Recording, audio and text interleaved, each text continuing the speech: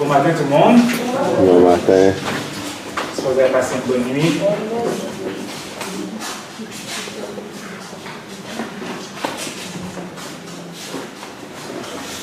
Josué, je vais peut-être avoir besoin de ton aide. Je me sens bien. Super, bon, c'est bon. J'espère que vous avez bien dormi. La nuit a été difficile pour moi. Il y avait de la persécution en haut. Des moustiques. Il y avait un moustique qui me persécutait là. J'entendais le titre. Et là, il faisait chaud. Je ne sais pas comment les autres gars avaient dormi. Non, mais j'avais tellement chaud. J'avais tellement chaud, je suis descendu en bas. Qui dormait en bas avec moi? Moi. Je suis descendu en bas, j'ai dormi sur le divan là-bas. Mais par la grâce de Dieu, on est bien quand même. Toute chose qu'on court vient de ceux qui aiment Dieu. Alors j'essaie encore de trouver la logique derrière mon sommeil de ce matin ici. Ce matin, on va traiter d'un sujet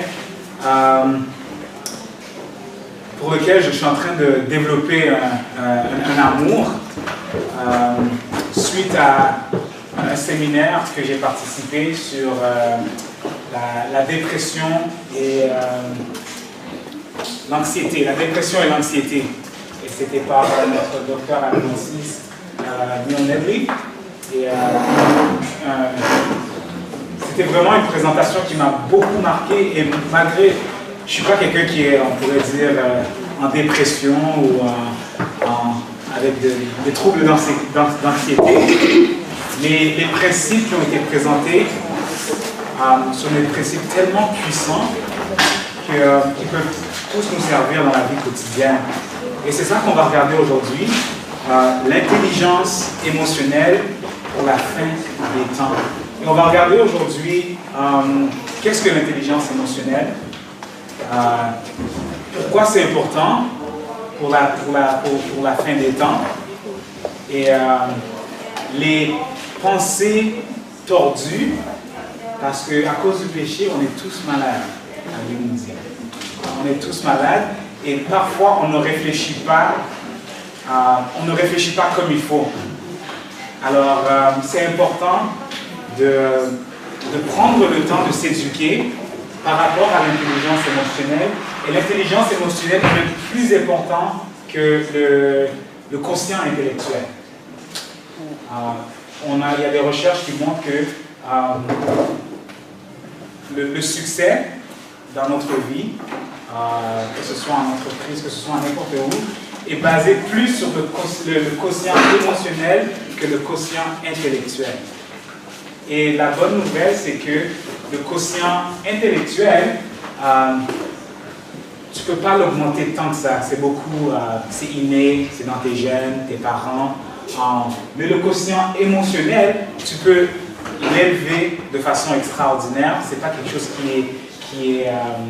qu'on est né avec, mais c'est quelque chose qui peut être développé. Alors, ce n'est pas un acquis.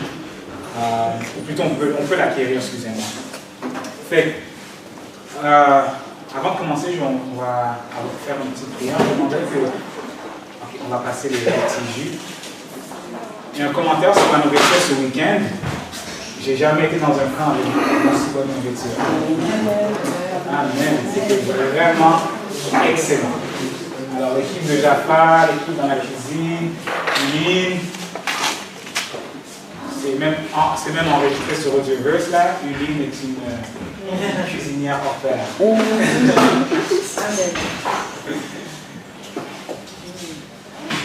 Et je ne sais pas s'il y a des ressources en français, mais ça serait bien s'il y en a qui sont intéressés à faire le séminaire sur la dépression et l'anxiété.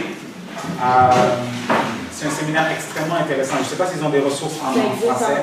Ça vient d'être traduit, c'est sorti. Ça vient d'être traduit? Gloire à Dieu. Par le ministère Mieux Vivre. Mais c'est juste pour dire que Dr. Nedley sera là au camp meeting le 28 et 29 juillet à Montréal. Gloire à Dieu. Ça serait une bonne opportunité de venir l'écouter. Je voulais juste faire ce spot. Ah, c'est super. C'est gloire à Dieu parce que ce programme-là est tellement puissant. Je pense que c'est un des outils évangéliques très puissant, surtout pour rejoindre les gens séculiers. Alors les gens qui ont les athées, les agnostiques, les gens vraiment séculiers. On a fait ça en novembre-décembre. On a fait le programme de 8 semaines. Moi et ma femme, on s'est inscrits parce qu'on voulait s'éduquer par rapport à ça.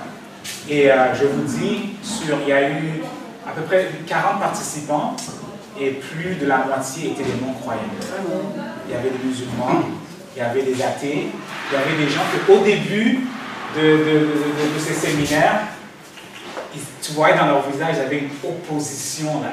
Parce que le docteur Nedley, il fait référence à la Bible durant sa présentation.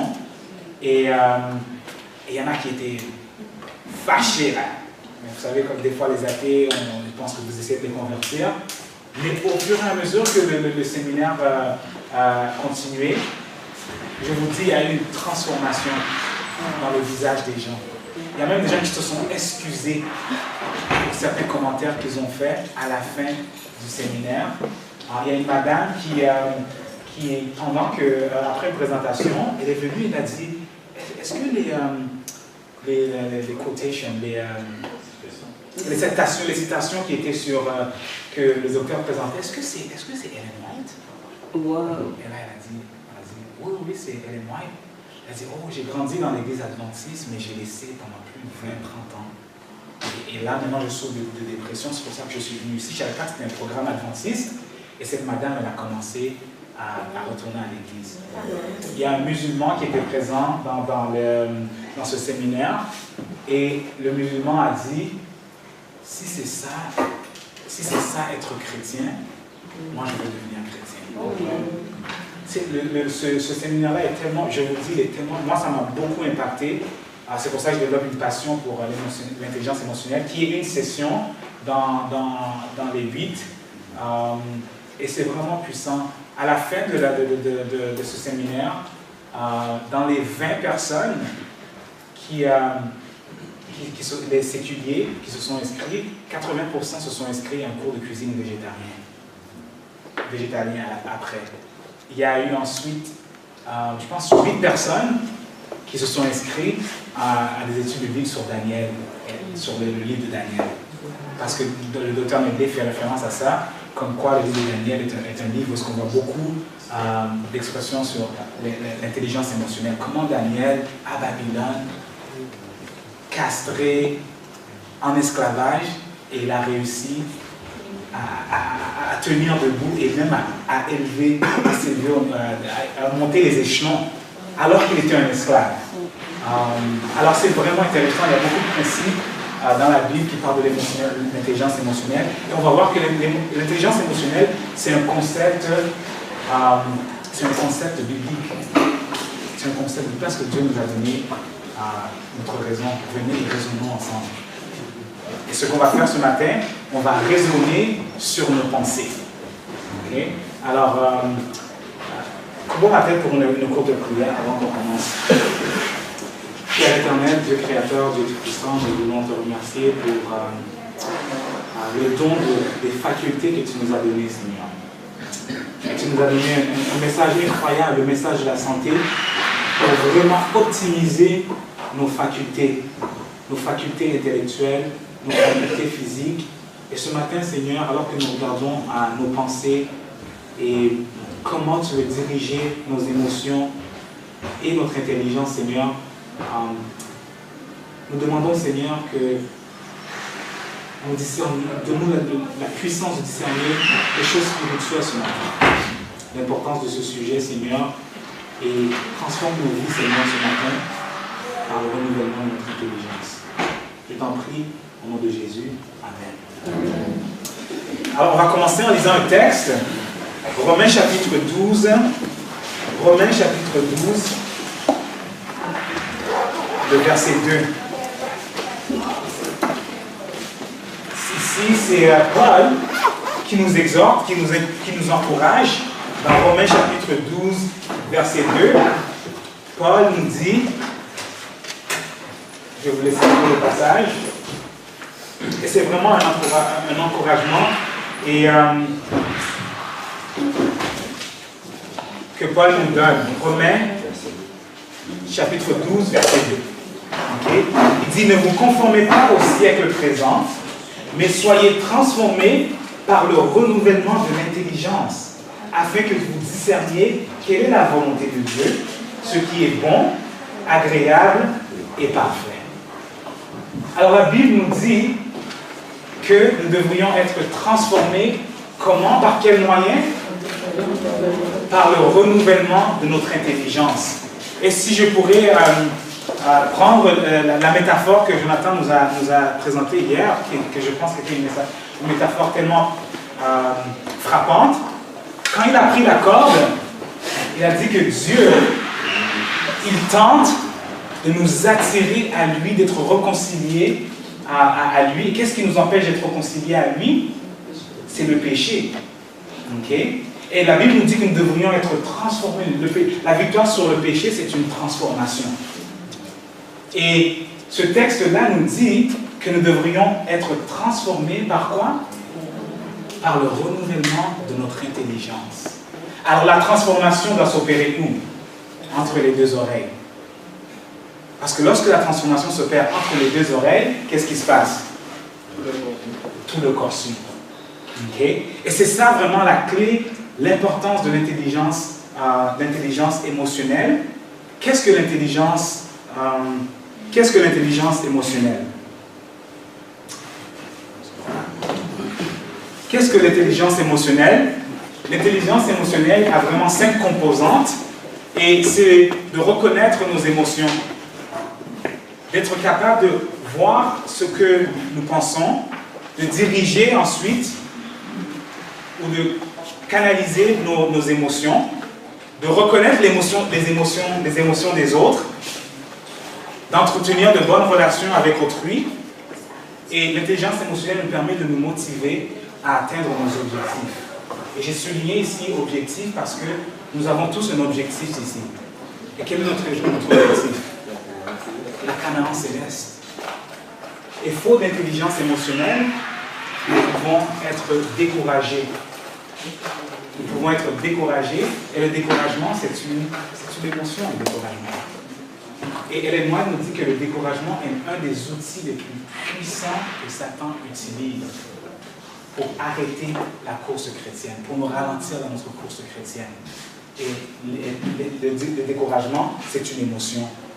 Alors, on va regarder à nos émotions et la conséquence.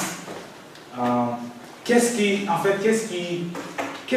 impacte nos émotions?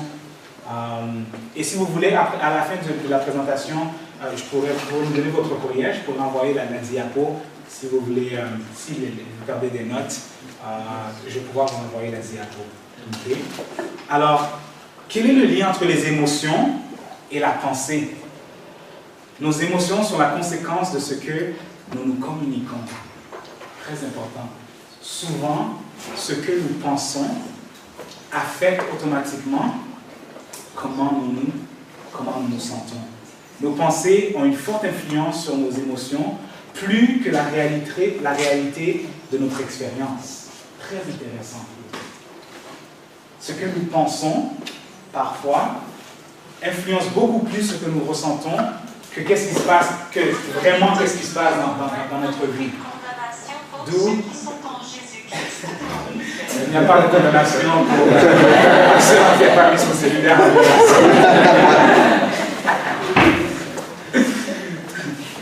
Et ça devient très important. Et on va regarder ce matin aussi l'exemple de Jésus-Christ qui a, selon moi, qui a démontré la plus grande intelligence émotionnelle.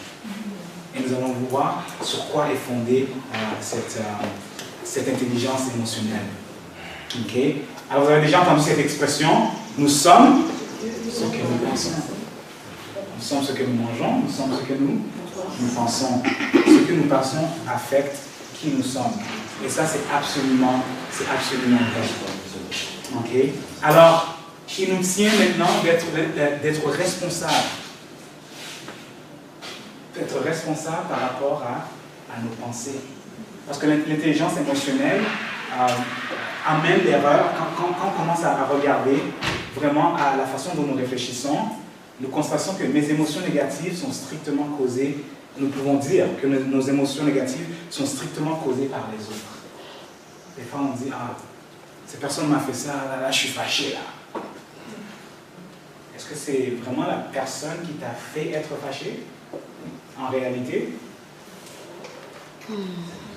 C'est toi qui as décidé d'être fâché. Et l'intelligence émotionnelle vraiment nous emmène à une responsabilité par rapport à la façon que nous agissons et à la façon que nous nous sentons. Parce que des fois, on pense que c'est parler à l'extérieur, c'est toutes les forces extérieures qui nous font sentir comme la façon dont nous nous sentons. Okay? Et les recherches révèlent que nos pensées négatives qui provoquent des émotions chargées contiennent toujours de graves distorsions. Alors, la plupart du temps, lorsque nos émotions la prennent le dessus, la plupart du temps, c'est parce que nous avons de graves distorsions. Nous n'avons pas actuellement raisonné par rapport à ce qui se passe. Et on va regarder 9 distorsions aujourd'hui par rapport à nos pensées. Je vais vous lire un petit...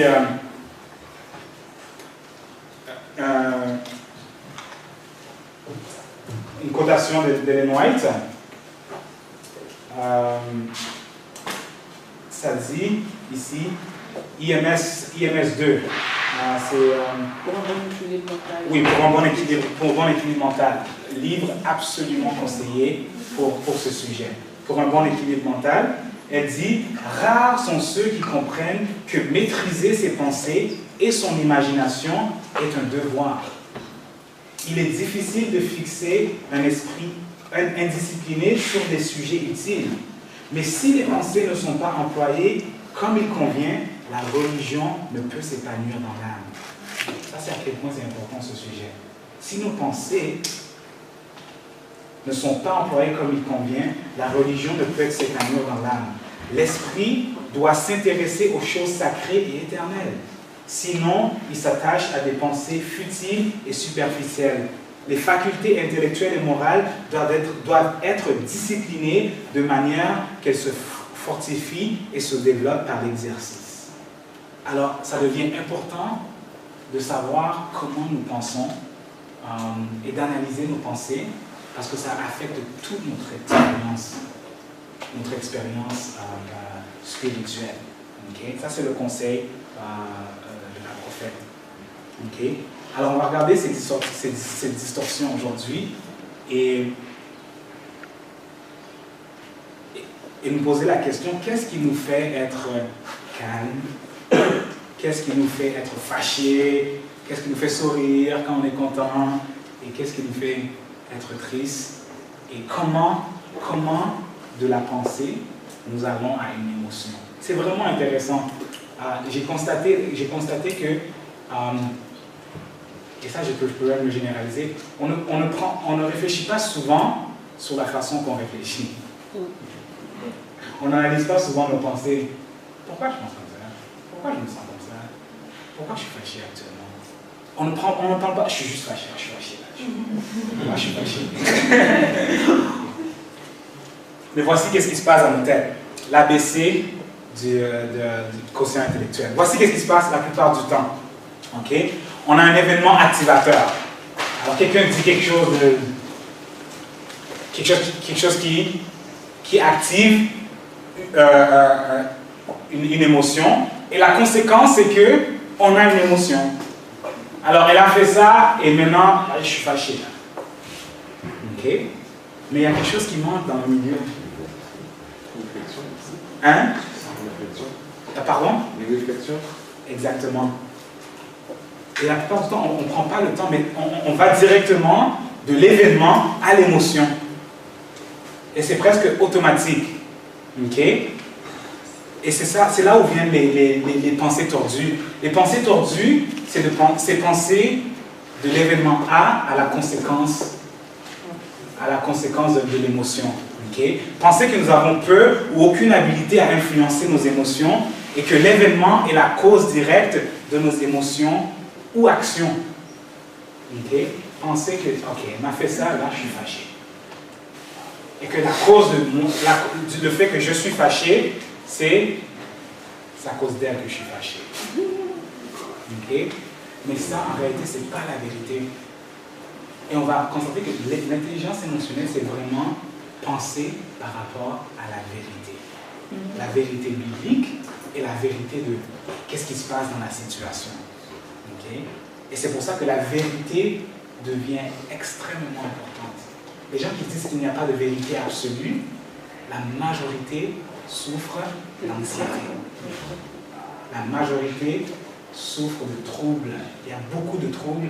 Si vous regardez les New Agers, les gens qui sont dans le LGBT, le mouvement gay, lesbien, la majorité, j'ai constaté parce que je travaille souvent avec eux, c'est tous des gens qui ont de l'anxiété parce qu'ils n'ont pas aucun fondement sur lequel ils peuvent baser leur réflexion et avoir les émotions qui sont basées sur cette réflexion-là. Okay? Mais on fait aussi la même erreur. Quand on parle le temps d'analyser, ok, ceci est arrivé, B, c'est pour belief, et ici, la croyance, notre perception, okay, l'événement activateur, la croyance ou la perception, et ensuite vient la conséquence émotionnelle. Okay? Alors on va faire un petit exercice. Est-ce que ça va à date? On comprend la différence? Ouais. Est-ce que vous voyez un peu là-dessus? Ouais. Vous voyez là-dessus, hein? Je vous dis, c'est fascinant. Ça m'a vraiment aidé dans mon mariage. Ma femme me dit quelque chose, ah là, je suis fâché. Mais quand tu commences à réfléchir vraiment, pourquoi elle m'a dit ça? Parce qu'elle veut que je me corrige, parce qu'elle m'aime. Et tu commences à réfléchir, tu dis, ah mais là, j'ai absolument aucune raison d'être fâché en réalité. C'est incroyable lorsqu'on commence à réfléchir, à raisonner. Et c'est ça qui fait la différence entre nous et les animaux. C'est pour ça qu'on a été créé à l'image de Dieu. On est capable de raisonner de cause à effet. Et de vraiment de réfléchir, d'analyser, d'utiliser notre mémoire, d'utiliser la Bible. C'est ça qui nous distingue des animaux. C'est pour ça que les animaux, tu fais quelque chose, ils réagissent. Mais Dieu veut nous restaurer à son image complète. Lorsqu'on peut réfléchir comme lui, il réfléchit. Okay? Alors, je vais vous poser la question et je vais vous demander la citation numéro 1. Elle m'a blessé par ses paroles. Est-ce que ça, c'est du AAC ou c'est du ABC? AAC. AAC. Est-ce que la blessure a été causée par qui? Par l'autre personne. Ça, c'est du AAC. C'est tordu, c'est une pensée tordue. Okay? Mon patron me frustre et plus je pense à lui, plus je suis fâché. AAC. Et des fois, on réfléchit comme ça. Mon pasteur, là, il m'énerve. On réfléchit comme ça souvent. Ok? Je me suis rendu malade en pensant à elle. Qui sont très amoureux. AAC. Parce qu'on dit que c'est elle qui te rend malade. Non. Je reconnais que je suis malade, que c'est moi qui suis malade. Ok, c'est comme ça que je me suis rendu malade, c'est moi. C'est à cause de moi. Tu voyez? Ça, c'est du ABC. C'est à cause de ses frères. C'est à cause de... Il reconnaît que c'est sa faute. J'aurais pu faire autrement. Mais je me suis rendu malade. Juste une question pour la situation 1. Oui. Mais ça arrive que les gens disent des choses blessantes. Absolument. Il peut y avoir des situations où c'est la vérité, dans le sens qu'après le raisonnement, ben oui, c'est vraiment les paroles, mais ce n'est pas vraiment systématique, c'est ça? Exactement. Et pensez à Jésus-Christ.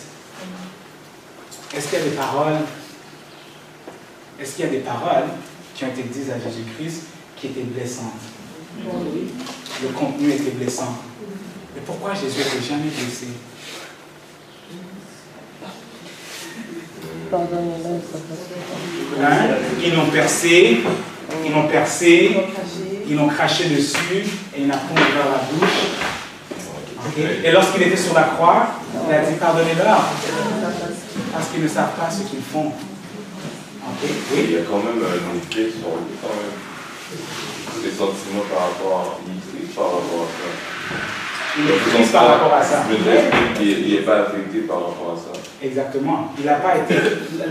La réaction naturelle, ça aurait été de sur la rétaliation, la colère. Il a été injustement traité. Okay? La réaction naturelle ça aurait été d'être fâché, mais son sentiment était basé sur quoi? Sur la parole de Dieu, sur l'amour. Est-ce que ça, c'est le pic de l'intelligence émotionnelle? Parce que Jésus-Christ, quand il ressentait quelque chose, c'était pas par rapport à ce que les gens faisaient, mais il analysait ça à travers la parole de Dieu, à travers le caractère de Dieu. Vous me suivez? C'est pour ça qu'il faut toujours avoir la bonne émotion. Quand Jésus était fâché, c'était une colère sainte, qui était basée sur quoi? La parole de Dieu. Sur la parole de Dieu. Quand il a tourné les tables et tout ça, là. Parce que c'est ça ta question? Jean m'en allais là. Oui, mais c'était à cause de la parole. C'était une colère sainte. C'était pas parce que c'était pour la gloire de Dieu. Il était fâché à cause de la gloire de Dieu était méprisée. Vous me suivez? Alors Jésus, quand on commence à regarder à Jésus et les émotions qu'il a eues, ils étaient toujours fondées sur la vérité, sur la parole de Dieu. Ok? Alors on va regarder les distorsions que l'on fait souvent. La première distorsion, c'est la distorsion qu'on appelle all or nothing, tout ou rien. Alors, un exemple, c'est complètement gâché. Ah, c'est fini. J'ai plus aucune chance. Est-ce que ça, c'est la vérité en tant que telle? C'est tout ou rien. Ça, c'est pas quelque chose qui est vrai. Hein? C'est la vérité quand il s'agit...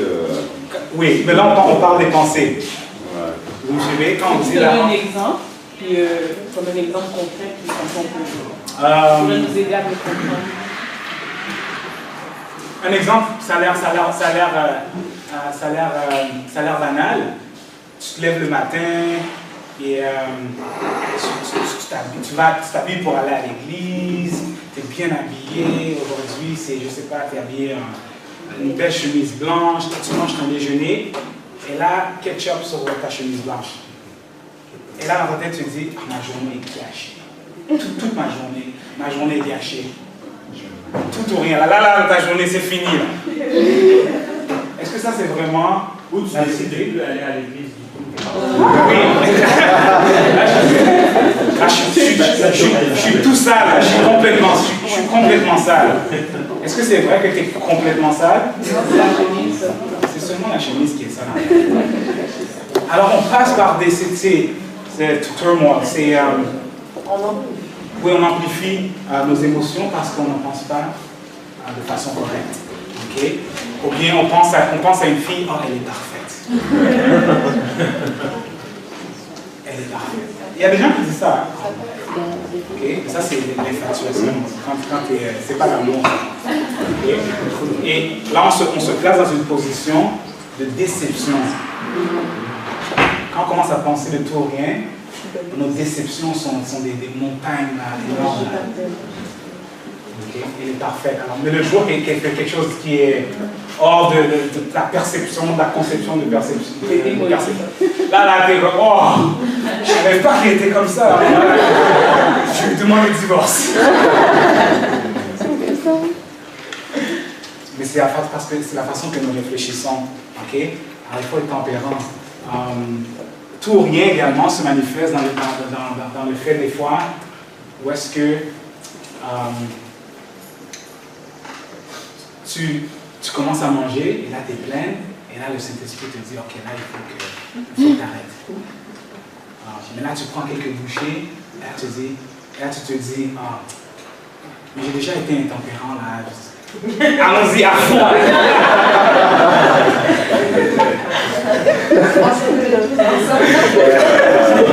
Non? Tu dis, je suis déjà là, je suis déjà arrivé là, à fond, complètement. Ça, c'est des pensées tout ou rien.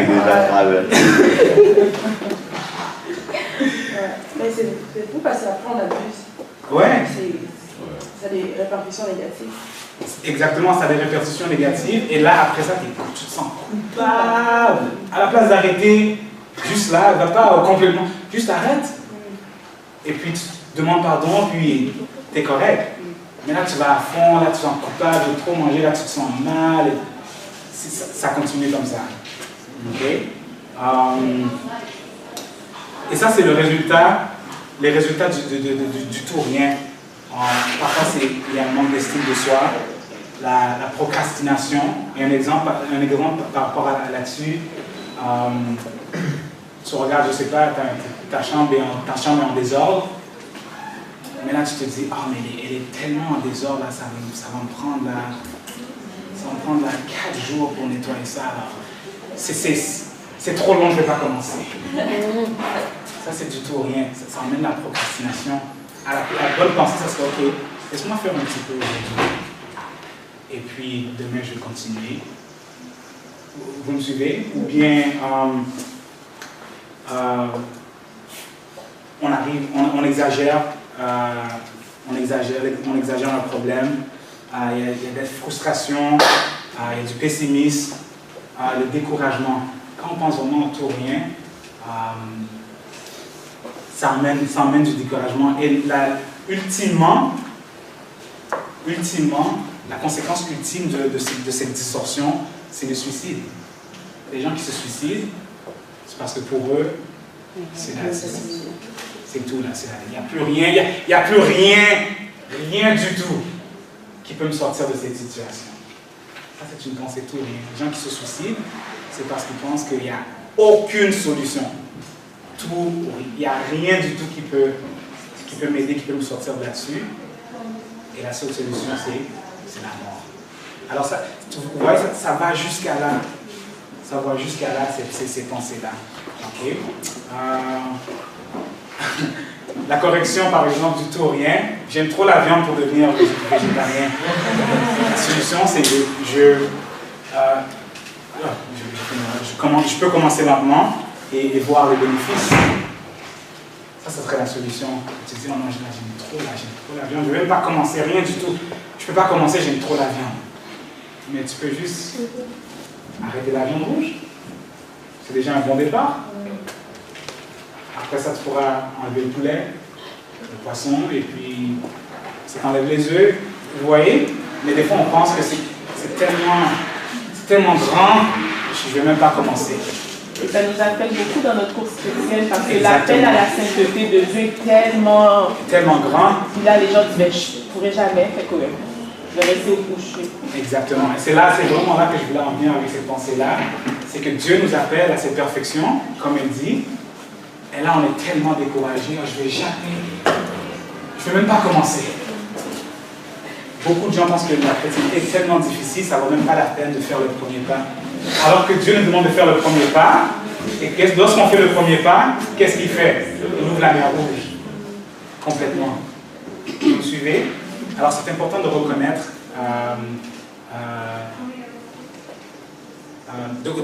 ça. La deuxième pensée tordue, c'est la généralisation. Et la généralisation, on pourrait la définir comme une exagération non intentionnelle. Et souvent, on fait ça. On exagère de façon non intentionnelle. Et voici comment parfois ça se manifeste. Comment se fait-il que les enfants t'écoutent toujours et pas moi? Est-ce que ça c'est vrai? Les parents disent ça des fois. Une autre, tu es toujours en retard. Okay, vous avez probablement déjà dit ça à quelqu'un.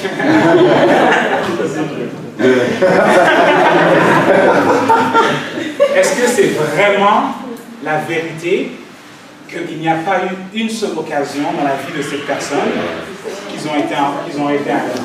Non, mais je pense que quand on dit des hyperboles par exprès pour dire que tu es souvent en retard. Mais je pense pas qu'on veut vraiment dire que tu es toujours. Mais on dit ça par non, on le dit, mais je pense pas qu'on le prend comme. Je pense qu'on dit toujours dans le sens de souvent, comme tellement souvent, puis ça nous dérange, qu'on dit toujours. La parole est créatrice. C'est ça le problème. Ok. Ce que tu dis, t'as fait. Ce que tu penses. Et ce que tu dis, c'est une pensée. Ça ne sort pas de nulle part. Tu viens simplement, tu viens d'exagérer. Tu es en train de dire, tu es un peu fâché, tu es un peu frustré, tu es toujours en retard. C'est ça la réalité. Quand tu commences à réfléchir à ça, c'est vraiment ça la réalité. Et en réalité, c'est un mensonge. Est-ce que vous me suivez? Tu ne porteras pas de faux témoignages.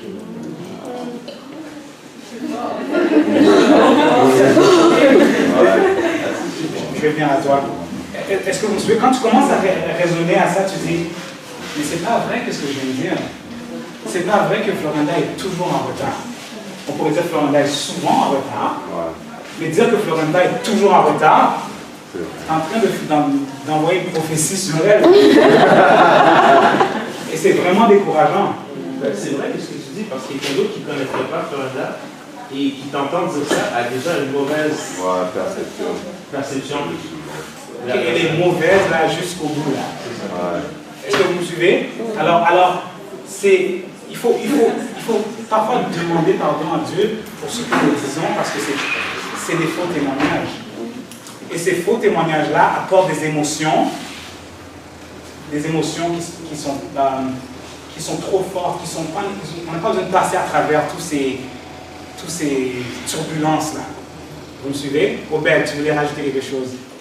Je veux juste mentionner que souvent, on n'a pas conscience de la valeur de nos paroles. Parce que la Bible nous parle toujours avoir des paroles qui sont pures, qui sont aimables et courtois. Et certaines fois, ce qui arrive, c'est qu'on minimise la portée de nos paroles et des mots. Et surtout en tant que jeunes, on parle mal, mais on ne se rend pas compte à quel point, on parle mal, mais peut-être que je dirais un manque de vocabulaire, dans le sens au lieu de dire je suis, tu es toujours en retard, mais non, ce que tu veux dire en vérité, c'est je suis souvent en retard.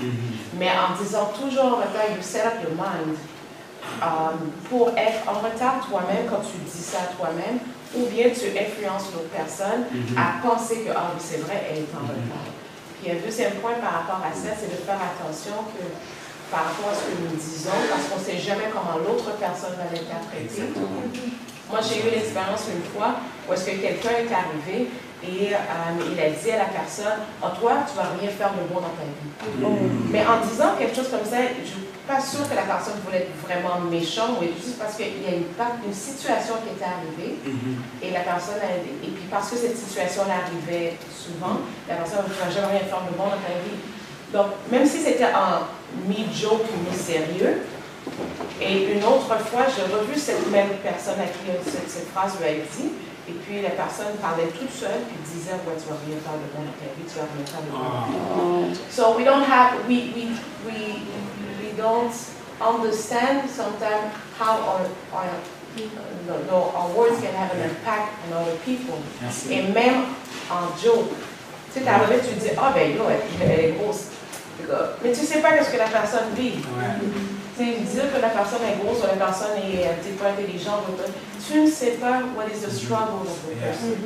Là, je vais paraphraser, et c'est absolument vrai ce qu'elle dit. Dans le proverbe, on dit que dans la langue, c'est la puissance de... je suis en train de traduire en anglais. Dans la langue, il y a la puissance de la vie ou de la mort. C'est à quel point c'est puissant les mots qu'on dit. On ne sait jamais l'impact que ça peut avoir sur quelqu'un d'autre.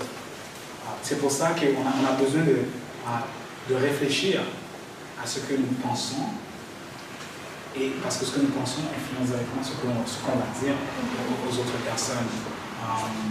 Alors, il faut faire attention à ces mots-là, toujours ou jamais. Faites très attention à ces mots-là. Tu fais toujours ça. Tu fais jamais la vaisselle. C'est pas la vérité. Aussi simple que ça. Okay? Et vous voyez que comment ça peut maintenant nous aider à entretenir de bonnes relations. Okay? Lorsqu'on commence à réfléchir de façon intelligente. Okay? La troisième, c'est les filtres. Excusez-moi, les filtres mentaux. Où est-ce qu'on regarde la vie selon juste une seule perspective. Alors, quelqu'un est allé voir un médecin, il a dit mon travail est pourri, ma femme est contentieuse, il y a un trou dans mon plafond, j'ai plein de factures, mon patron crie sur moi, je suis petit, en plus je suis gros, et je deviens chauve, je perds mes cheveux. Alors la vie est complètement... Mais il y a des gens qui pensent comme ça. Toute pensée négative, ok? Mais lorsque tu regardes, en réalité, c'est que cette personne-là prend plaisir avec ses enfants, sa femme est jolie, il a des bons amis, il aime son travail. Si on commence à... C'est pour ça que la Bible nous encourage, compter les bienfaits de Dieu. Give thanks. Soyez toujours heureux, soyez toujours reconnaissants. C'est pour ça que la Bible nous encourage à faire ça. Parce que lorsque nous sommes reconnaissants, un cœur joyeux est un bon remède. Et je vous invite à faire cette expérience lorsque vous êtes vraiment découragé, vous vous sentez mal. Commence à compter les bienfaits de Dieu. Si on ferait l'exercice actuellement, quelqu'un qui sent mal, pense à toutes les bonnes choses qui t'arrivent. Automatiquement, tes émotions vont changer. C'est incroyable. C'est incroyable parce que nos émotions affectent ce que nous pensons. Il y avait quelqu'un qui... Oui. À quel moment on trouve l'équilibre entre être positif et être réaliste? Parce que si on se met des filtres mentaux où on se dit non, tout va bien, etc., mais qu'en réalité, on a quand même des problèmes, donc à quel moment on passe dans le positivisme alors qu'on devrait être réaliste et affronter une situation? C'est là où est-ce que la parole de Dieu rentre en ligne de compte. Où est-ce que, on va venir à ça, comment on parvient à maintenant redresser nos pensées, mais c'est vraiment là que la parole de Dieu rentre en ligne de compte parce que je vais prendre l'avance. Lorsqu'on a une pensée, maintenant, ce qu'on va faire, c'est qu'on a une émotion, on va analyser quelle est la pensée là, maintenant, qui est attachée à cette émotion-là. Et cette pensée-là, maintenant, je vais analyser cette émotion par rapport à la vérité biblique. Qu'est-ce que la Bible dit sur ce sujet? Qu'est-ce que la Bible dit sur mes circonstances actuelles? Est-ce qu'il y a une promesse que je peux réclamer? Est-ce qu'il y a un péché qui m'a emmené dans cette situation? Tu comprends? Et là, tu commences à raisonner, mais tu raisonnes par rapport à la Bible. Comme ça, tu vas avoir des émotions réelles. Tu vas avoir une expérience réelle avec Dieu. Un bon exemple là-dessus, c'est des fois, je pense qu'on va arriver à cela, c'est lorsque il y a le temps des dévotions et des fois on ne sent pas la présence de Dieu. Tu as partagé ça avec moi en plus hier. Et ça, c'est une distorsion qu'on va arriver, c'est le raisonnement émotionnel, parce qu'on raisonne par rapport à nos émotions. Dangereux. C'est vraiment dangereux. On va arriver à ça, et ça va un peu répondre à ta question. Je vais lire la citation en anglais, je vais pas traduire celle-là, on va peut-être la paraphraser ensemble. Our imagination was not given to us to be allowed to run riot and have its own way without any effort at restraint and discipline. If the thoughts are wrong, the feelings will be wrong, and the thoughts and feeling combined make up the moral character. Nos pensées, okay, et nos émotions combinées ensemble composent le caractère moral. Nos pensées. La moralité, c'est pas ce que je fais. Vous savez, la moralité pour Dieu commence où?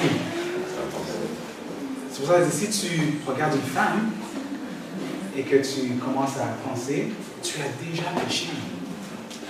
Parce que la moralité pour Dieu, elle commence dans la pensée et les émotions qui vont avec ces pensées-là. Là, on est à un autre niveau, là. C'est là où Dieu opère pour nous guérir, dans le fond. C'est là vraiment où Dieu opère pour nous guérir, c'est au niveau de nos pensées. Et souvent, qu'est-ce qu'on fait aussi? C'est qu'on devine les pensées des gens. Il ne réussira jamais avec ce péché, il est tombé si souvent. Ça, c'est une distorsion? Oui, ça, c'est une autre distorsion. Il réussira jamais avec ce péché, il est tombé si souvent. Alors, tu regardes quelqu'un et tu te dis, ce gars-là, il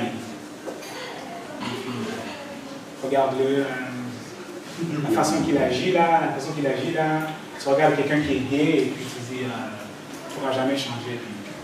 Est-ce que tu as lu dans sa tête? Qu'est-ce qui se passe dans son raisonnement? Okay. La Bible nous dit qu'on peut juger les actions. Et la Bible nous donne la permission et l'autorité, parce qu'elle dit que nous allons participer au jugement, nous allons juger des anges.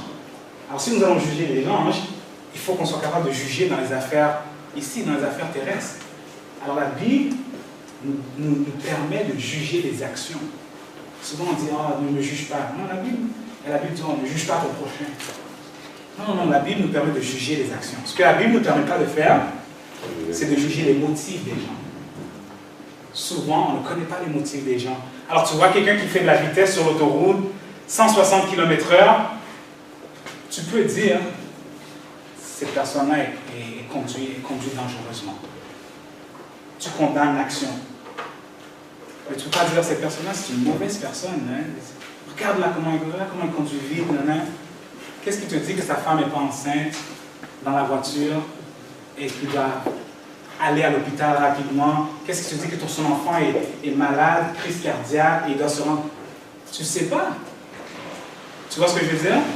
À moins qu'on connaisse les motifs des gens, on ne peut pas juger les gens. On peut juger les actions, on ne peut pas juger les motifs des gens. Oui. Mais en dessous des actions, il y a des motifs. Exactement. Mais alors on ne peut pas juger les actions. Non, tu peux juger une action. Quelqu'un qui tue, quelqu'un, ça c'est le péché. L'action est péché. Tu me suis? Mais tu nous condamnes. À moins que tu connaisses les motifs. Si tu connais les motifs, oui. Tu peux aussi juger les motifs si tu les connais. Mais cette distorsion, c'est qu'on devine les pensées des gens. Il a fait ça parce que ceci, cela, et là, en réalité, c'est que c'est Dieu. C'est pour ça que Dieu est le seul qui peut juger parfaitement. Parce qu'il connaît les pensées, les motifs et les pensées des gens. Okay? Deux personnes et on va continuer. Oui, Jonathan? Non, vas-y.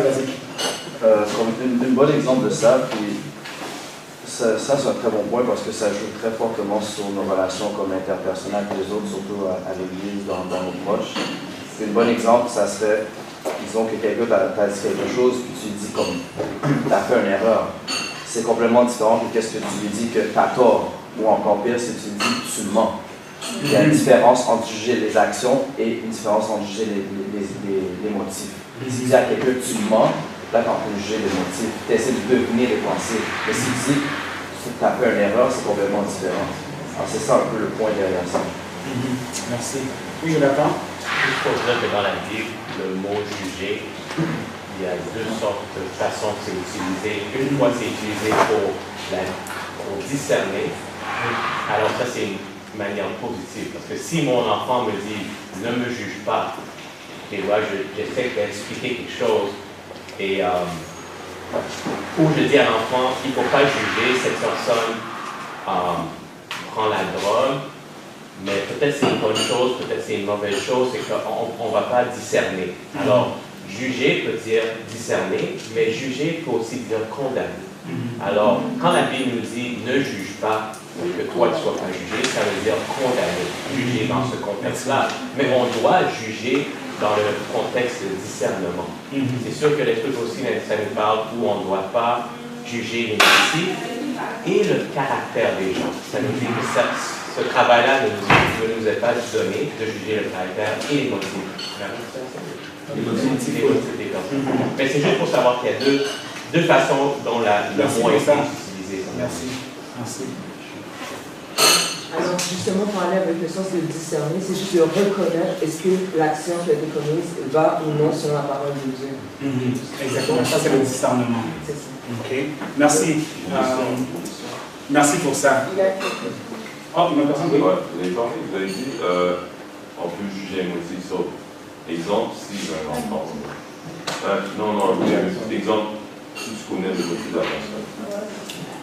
Dans le sens où, tu vois, les actions qui suivent, c'est clair que d'où tu vas aller dans un enfant, tu sais, il fait telle affaire, mais tu sais déjà, ça va s'amener. Là, tu sais déjà, est-ce que c'est le tu sais comment approcher la situation maintenant. C'est ça. Ouais, tu sais comment approcher. Attention, c'était la intermédiaire. Exactement. Et l'erreur ici, c'est que souvent on ne sait pas. Et on vient aux conclusions sans nécessairement savoir. Et ça nous emmène, nous, la relation qu'on a avec ces personnes-là maintenant, elle est tordue parce qu'elle n'est pas basée sur quelque chose qui est vrai. Tu vois ce que je veux dire? Je vais donner un exemple, peut-être dans ma vie à moi. Par exemple, ma femme me dit quelque chose. Ma femme est très, elle est très passionnée. C'est une femme vraiment passionnée. J'adore ma femme. Et des fois, on a des conversations. Et moi, je suis plus le gars, on va raisonner. Et elle est très très passionnée. Alors des fois, elle va élever le ton un petit peu. Et moi, j'ai grandi dans un environnement parce que tout le monde est Afrique de l'Est, tout le monde est relax. Alors au début de notre relation, quand elle augmentait le ton, je pensais dans ma tête, mais elle ne me respecte pas.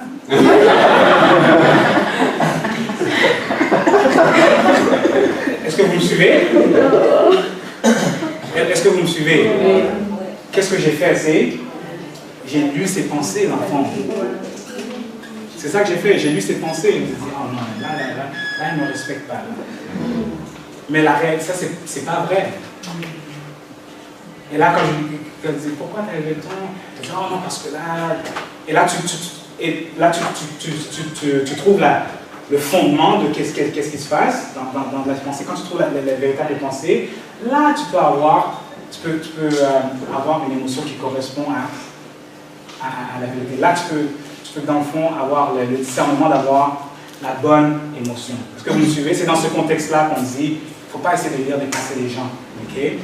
Et entre les hommes et les femmes, qui fait cette erreur le plus souvent, vous pensez? Les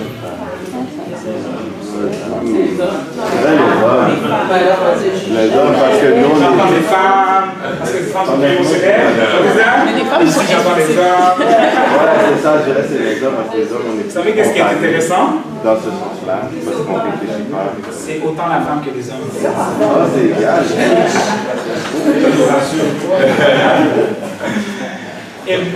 Et les gens qu'on ne connaît pas, une fois sur quatre, on a tort.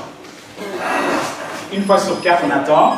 Et les gens qu'on connaît, et même si on connaît la personne très bien, mariée, 20 ans de mariage, 4 fois sur 5, on a tort. Oh. C'est que ça devient pire. C'est pas trop rassurant comme ça. Excusez-moi, c'est le contraire. Ouais. 4 fois sur 5, on a raison. Excusez-moi. Ok. J'ai inversé. Et les gens qu'on ne connaît pas, une fois sur 5, on a raison. J'ai inversé le truc. Ok? Est-ce que quelqu'un pourrait lire 2 Corinthiens 10, verset 15 pour nous? Qui est quelle heure? Hein? Oh. 10, verset 5 ou 15? 2 Corinthiens 10, verset 5.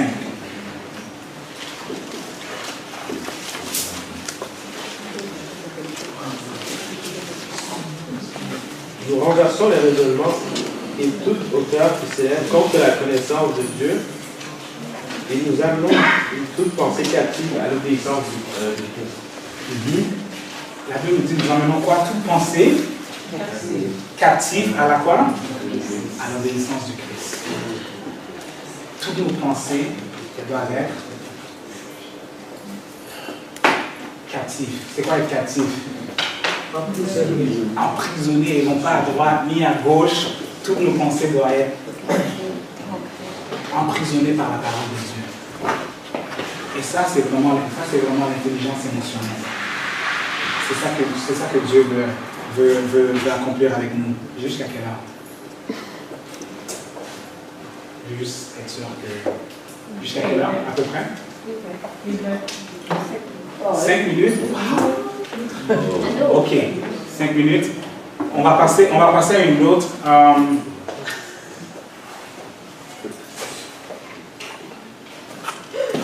jouer au devin, ça c'est encore une fois lorsque on joue à être comme Dieu dans le fond. On pense qu'on sait qu'est-ce qui va arriver dans le futur. Je ne pourrai jamais avoir la victoire sur ce péché. Est-ce que tu sais qu'est-ce qui va arriver dans 3 ans, 4 ans? Est-ce que c'est vrai? La Bible dit, je peux quoi? Tout. Alors ça c'est pas vrai dans le fond. Et des fois on se donne des self-fulfilling prophecies. Parce qu'on dit quelque chose, on se projette dans le futur. Et c'est comme ça la plupart du temps qu'on se crée des angoisses. Je ne vais pas bien faire, là. Je ne vais peut-être pas bien faire à cet examen. Qu'est-ce qui va arriver demain, là? Demain, je dois retourner au travail demain. Oh. Est-ce que tu sais qu'est-ce qui va arriver demain au travail? Mais les circonstances qui font que je peux prévoir un petit peu la manière dont les choses vont se passer. Est-ce que vraiment tu peux prévoir la manière dont les choses peuvent se passer? Non. La réalité, c'est que c'est non. Mais parfois, il y a des choses qui... Évidemment, si je me prépare, si pendant une session je ne me prépare jamais tous mes examens, c'est difficile de dire demain je vais réussir. Alors tu devrais avoir la paix, pour dire demain je sais. Je sais absolument que je vais couler mon examen. Je n'ai même pas besoin de me stresser par rapport à ça. Je n'ai rien appris du tout. Est-ce que vraiment ça vaut même la peine que j'aille? Tu vois ce que je veux dire? Parce que là, tu t'es basé sur quelque chose qui est vrai. Ouais, comme si on a une contravention, parce qu'on n'a pas de vitesse, on devrait pas réussir. Mais après, tu te mens exactement. Et c'est pour ça que l'intelligence émotionnelle, les gens qui réussissent à vraiment aller loin dans la vie, c'est des gens qui sont intelligents émotionnellement. Pas vraiment parce qu'ils sont vraiment le quotient intellectuel, ils sont capables de faire du calculus, algèbre, fonctionnel. Non. C'est des gens qui sont capables de contrôler leurs émotions, diriger leurs émotions, canaliser les émotions, et ils sont capables aussi de comprendre comment la personne se sent, et ensuite, dire. Chérir ou entretenir. Gérer ces relations-là. Et ça, c'est vraiment la clé. C'est la clé pour beaucoup de succès dans nos vies, en fait. Même dans nos relations de couple, etc. Et je disais, Ellen White dit, j'aime beaucoup cette cotation, je ne pouvais pas la trouver en français. Worry is blind because it cannot discern the future. Les inquiétudes sont aveugles parce qu'ils ne peuvent pas discerner le futur. Tu ne sais vraiment pas qu'est-ce qui va arriver demain. Demain pourrait être la meilleure journée de ta vie.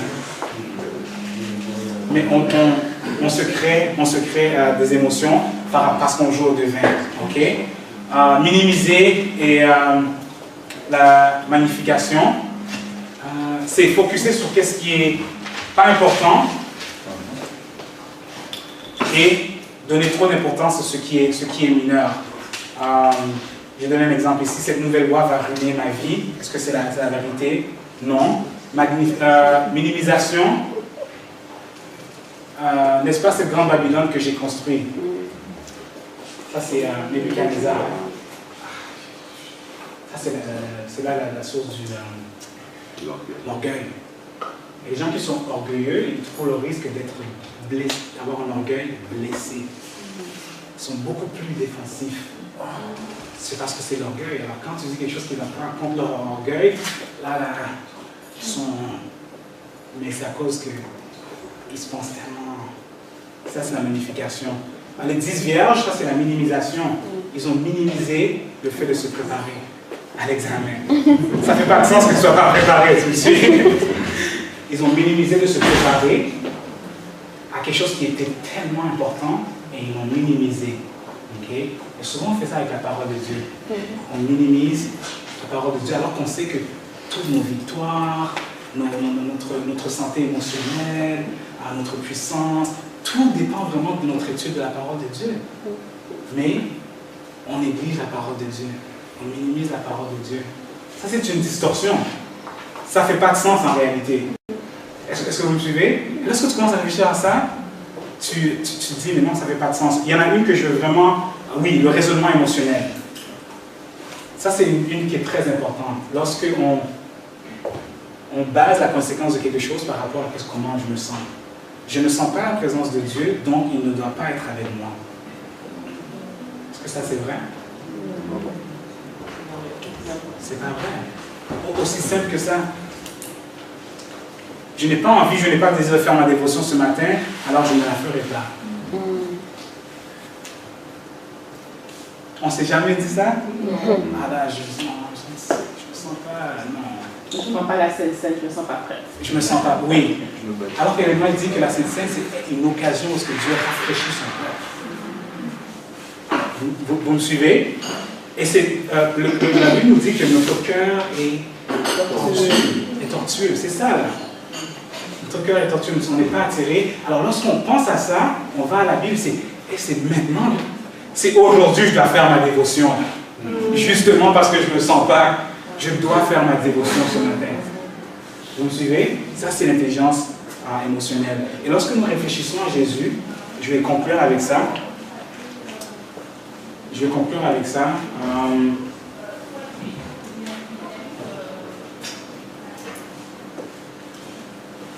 Allons dans Matthieu 26, versets 36 à 46.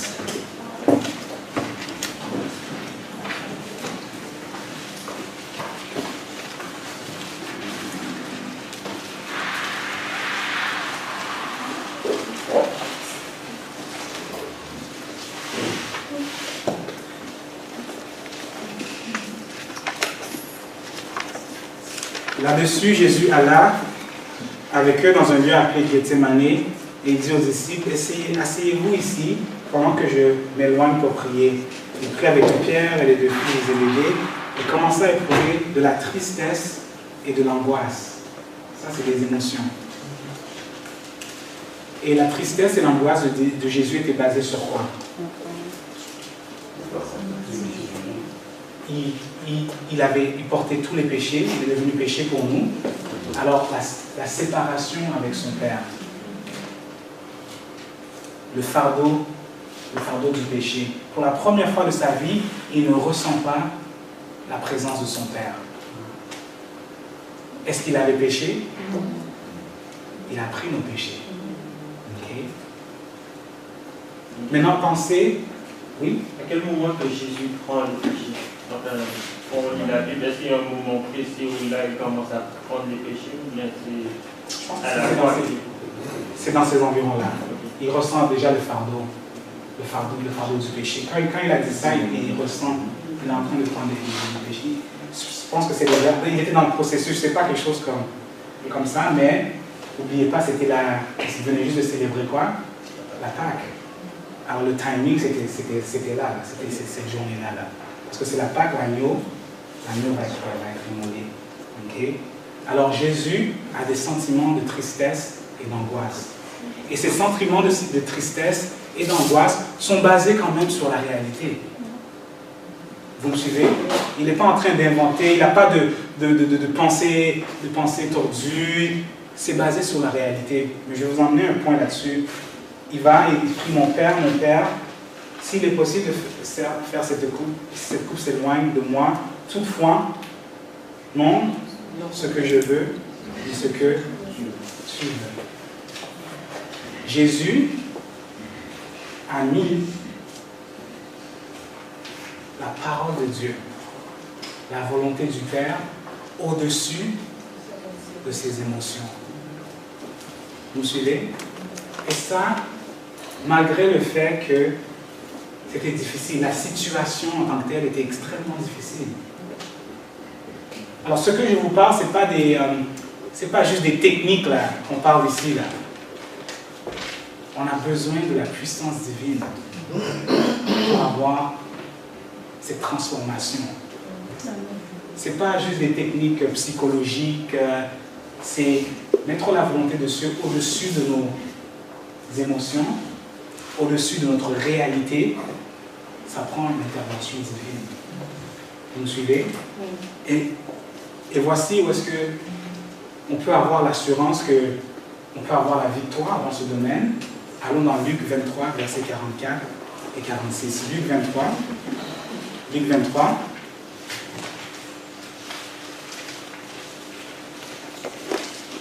versets 44 et 46. Luc 23, 44 à 46. Là, c'est Jésus, il est déjà sur la croix. Il était déjà environ la 6e heure et il y eut des ténèbres sur toute la terre jusqu'à la 9e heure. Les anges, tout est voilé, tout est ténèbres complètement. Le soleil s'obscurcit et le voile du temple se déchira par le milieu. Jésus s'écria d'une voix forte, « Père, je remets mon esprit entre tes mains. » La première fois que j'ai lu ce passage-là, ou quand je pensais à ce passage-là, je pensais toujours que Jésus était sur la croix comme ça, et il a juste dit, « Père, je remets ma volonté entre tes mains. » Et il est mort. Est-ce que c'est ça que le passage nous dit? Il cria d'une voix forte, « Père, je remets mon âme entre tes mains. » Et quand vous lisez le commentaire d'Ellen White par rapport à ce passage, il dit que ce cri-là que Jésus a poussé, c'était un cri de victoire. C'était un cri parce que malgré les circonstances, malgré tout ce qui se passait, malgré qu'il ne ressentait pas la présence de son Père, l'assurance qu'il avait des promesses de Dieu, comment Dieu l'avait mené dans sa vie, la parole de Dieu qu'il avait mémorisée, tout ça en fait en sorte que notre Dieu, Jésus, il est mort en tant que vainqueur. Amen. Sa foi avait vaincu toutes choses, même les émotions, les circonstances. Alors notre Jésus, il n'est pas mort juste, il est mort avec la totale assurance. À la fin, quand il a donné son dernier soupir, c'était un cri de foi et de triomphe. Alors on peut avoir l'assurance dans ces derniers temps, malgré les situations, malgré les calamités, malgré la loi du dimanche, malgré toutes les pressions, les mouvements gays, lesbiennes, malgré tout ça, la pression, nous pouvons nous assurer que Dieu peut nous donner cette foi, cette assurance et cette paix de passer à travers tout ce que nous pouvons, tout ce que Satan nous amène sur notre chemin. Alors Jésus est l'ultime exemple de l'intelligence émotionnelle. Il a vaincu toutes choses. Alors on peut avoir l'assurance aujourd'hui que si on met notre foi en Christ, nous pouvons avoir la même expérience. Je peux tout par celui qui me fortifie. Couvrons la tête pour notre